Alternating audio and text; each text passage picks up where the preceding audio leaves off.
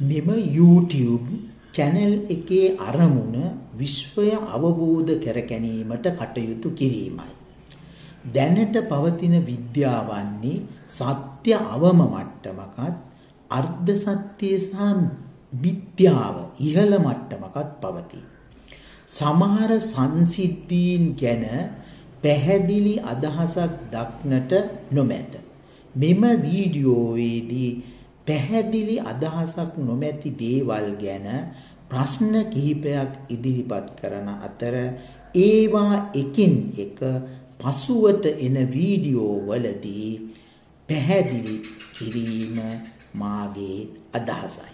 ඒවා පැහැදිලි කිරීමේදී අංක පිළිවෙලට සිදු නොවන බවද සැලකිල්ලට ගන්න. පැහැදිලි අදහසක් නොමැති ප්‍රශ්න දැන් මම ඉදිරිපත් කරන්නටයි ලෑස්ති වෙන්නේ. විශ්වයට උපතක් හෝ විපතක් තිබේද? විශ්වයේ ස්වરૂපය කුමක්ද? විශ්වය සරල හෝ සංකීර්ණ ප්‍රපංචයක්ද? විශ්වය සංජානනය කර ගැනීමේදී මිනිසා කොතරම් දුර්වලද? විශ්වයේ මූලික තැනුම් ඒකක මොනවාද?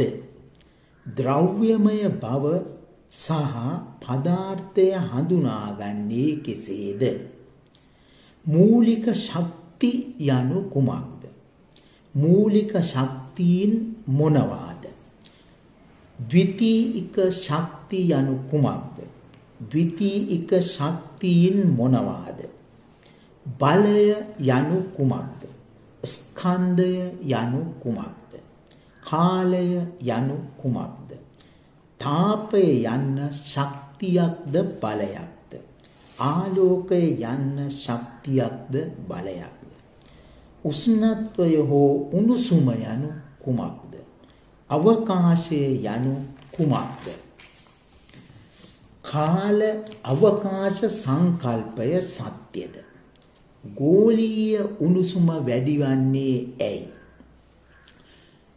විශ්ව ශක්තිය කියා යමක් තිබේද? පදාර්ථයේ බන්ධන ඇතිවීමටත් බිඳ දැමීමටත් දායක වන්නේ කුමක්ද? ධන සහ ඍණ ආරෝපණ යන්න සත්‍ය සංකල්පයක්ද?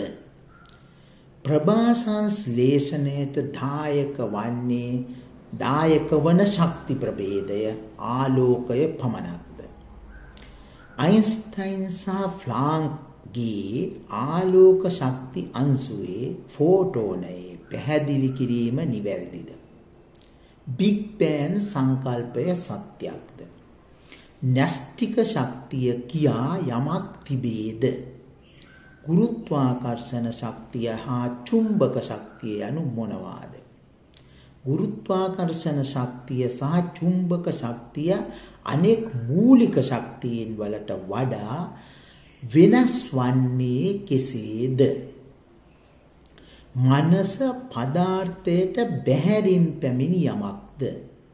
මනස පරිණාමයක් සහිත ප්‍රපංචයක්ද?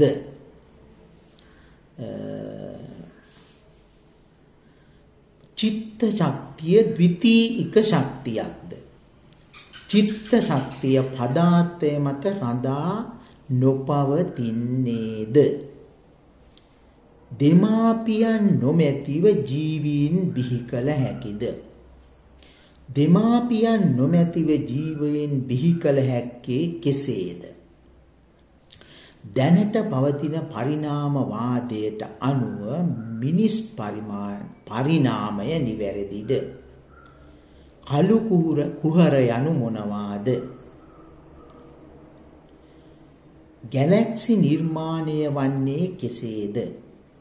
ග්‍රහයන් සහ සූර්ය ග්‍රහ මණ්ඩල බිහිවන්නේ කෙසේද?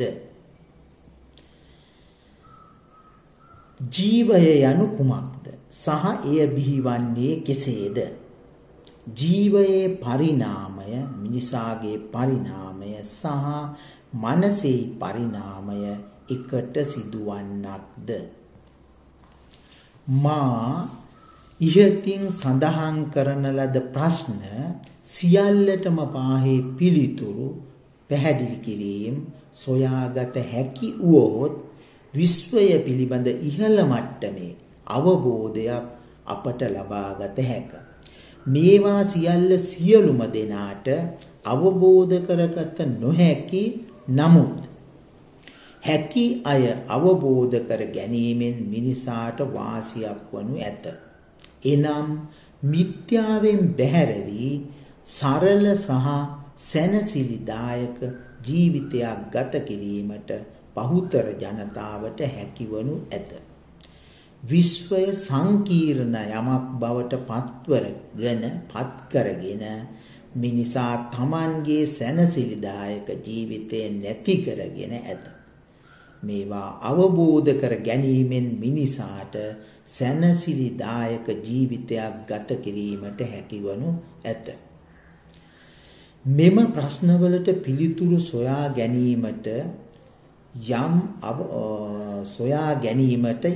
යම් අවබෝධයක් ඇති ප්‍රශ්නවලින් පටන්ගෙන ඉදිරියට යාමට අදහස් කරන අතර එයට දායක විය හැකි අයට ආරාධනා කරමි. ඊළඟ වීඩියෝවෙන් තාප ශක්තිය සම්බන්ධ පැහැදිලි කිරීමට බලාපොරොත්තු වේ. සියලු දෙනාටම යහපතක්ම වේවා.